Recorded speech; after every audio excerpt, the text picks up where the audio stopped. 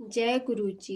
एक गांव में एक धर्मशाला में जब गुरु जी की सेवा करवा रहे थे, जगह जगह हुक्म किया गया, अपनी कमाई में से जसवंत दें। संगत जी, आपकी कमाई शुद्ध हो जाती है जब गुरु जी के घर में जसवंत लगता है। सब ने अपनी श्रद्धा अनुसार दान किया। किसी ने 100, किसी ने 200, 500, किसी ने 1000। एक गुरु जी का सिख, उसने भी सोचा मैं भी कुछ दूंगा गुरु के लिए। जेब में हाथ डाला तो उसकी तो जेब ही फटी थी। अपनी गरीबी को देखकर उसे बहुत दुख हुआ। बोला, मेरे पास धन होता तो मैं भी गुरु के लिए लगाता। फिर वो घर आया, घर वाली को कहने लगा, तेरे पास कुछ धन है तो दे दो। वो पतिव्रता पत्नी बोली, मैंने आज तक कोई भी पदार्थ आपसे छुपाकर नहीं रखा। वो कहने लगा, घर में झाड़ू लगाओ, शायद कुछ मिल जाए देने के लिए। घर की सफाई की, बीच में एक कौड़ी मिली। पहले संगत जी कौड़ियाँ चलती थी, छोटा पैसा बोलते थे उसको। बोला, चलो खाली नहीं है, चलो कौड़ी ही ले चलते हैं, हमारा गुरु गरीब निवास का है। वो भावना देखता है, ये नहीं देखता कि प्रसाद के टोकरे का साइज कितना बड़ा है। संगत जी, सतगुरु की सेवा सफल है अगर कोई करे चित लगाकर, तो अहंकार में नहीं। गुरु जी की सेवा 3 प्रकार से होती है, तन से, मन से, धन से। बोला, मेरे पास एक कौड़ी है, ले चलता हूँ। धर्मशाला में आया, वहाँ से संगत जा चुकी थी। आंखों में पानी आ गया कि मेरी भेंट स्वीकार नहीं होगी। पत्नी बोली, स्वामी रो नहीं, हम अपनी भेंट लेकर गुरु के चरणों में श्री अमृतसर चलते हैं। दोनों पति पत्नी आए अमृतसर। आगे कीर्तन हो रहा था। गुरु जी बैठे हैं अपने सिंहासन पर।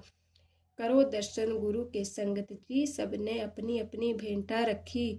गुरु के दरबार में किसी ने 100, 200, 500, 1000। सिख की बारी आई। सोचने लगा, हमारे पास तो कौड़ी है, एक छोटी सी कौड़ी। शर्म आ गई। सिख ने अपनी कौड़ी अपने पास पग में रख ली, खाली मत्था टेका। गुरु जी को मन में सोचा, जब गुरुजी अकेले होंगे तब मैं भेंट दूंगा। सबके सामने शर्म आ रही है।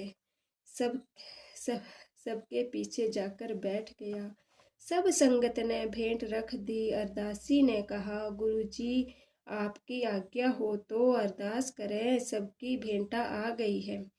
अंतर्यामी सतगुरु ने कहा, अभी रुक जाओ, अब तक भेंट आना बाकी है। अरदासी ने कहा, भाई जो कुछ भी है जल्दी लाओ, भेंटा गुरुजी ने लंगर करने जाना है।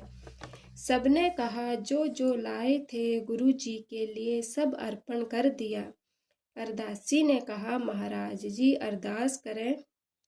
गुरुजी बोले, नहीं, अभी भेंटा आना बाकी है। संगत जी, अब जो सिख सबसे पीछे बैठा था मन में सोच रहा था, तेरे कारण गुरुजी को देरी हो रही है, चल कौडी अर्पण कर। तुझे किस बात की शर्म, तू तो है ही कौडी का।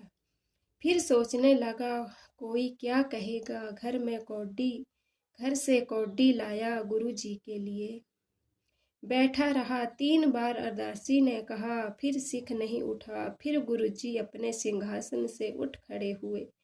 कहने लगे, मेरा सिख मेरे लिए भेंटा लाया है, देने में शर्म कर रहा है। चलो मैं अपनी भेंटा खुद मांग लेता हूँ। संगत में से चलते चलते उस सिख के पास खड़े हुए। उसके सिर पर हाथ रखकर कहा, प्यारे मेरे लिए भेंटा लाए हो, घर से तो देते क्यों नहीं। देखो संगत जी, जिसके द्वार पर लक्ष्मी खड़ी है, जिसके पैरों पर दुनिया के पदार्थ रुलते हैं, जो दाता सबको देने वाला है, वो गुरुजी अपनी सिख से क्या मांग रहा है, एक कौड़ी मांग रहे हैं। संगत जी, ये ही तो प्रेम है, भेंट है। यही प्रेम तो देखा था श्री राम जी ने। बिलनी के घर चले गए थे झूठे बैर खाने। फिर गुरुजी क्या कहते हैं, कहने लगे, संगत जी सब सुन लो। सब में हिंदू मुस्लिम सिख ईसाई सब आते हैं। साच कहो सुन लो सबके, जिन प्रेम कियो सब है पायो। जिसने प्रेम किया प्रभु से उसने सब कुछ पाया। संगत जी गुरु जी ने कहा, कौडी लाए हो देते क्यों नहीं। महाराज जी शर्म आ गई, एक कौडी ही है, आपके आगे तो माया के ढेर लगे हैं। गुरु जी कहने लगे, नहीं ये तो प्रेम की भेंट है, ये जो इतनी माया पड़ी है इसके आगे कुछ नहीं। गुरु जी ने पग से कौडी ले ली, बोलने लगे, प्यारे ये भेंट से हम खुश हुए। मांग की मंगना। गुरु जी अपने दोनों हाथों की मुट्ठियां बंद कर ली। कहा, एक में लोक के सुख है, एक में परलोक के सुख, कौन से सुख चाहिए।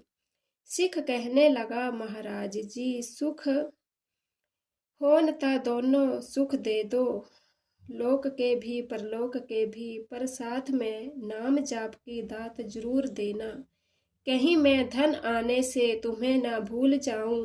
संगत जी सतगुरु कहते हैं ना, फलो फूलो पर गुरु को ना भूलो। गुरु जी ने सिख की झोली में लोक परलोक के सुख डाल दिए। सिख खुशी खुशी घर गया। संगत जी भगवान जब सुख देते हैं ना, तो कभी भी सुख के दाते को नहीं भूलना। जय गुरु जी, जय गुरु जी, जय गुरु जी।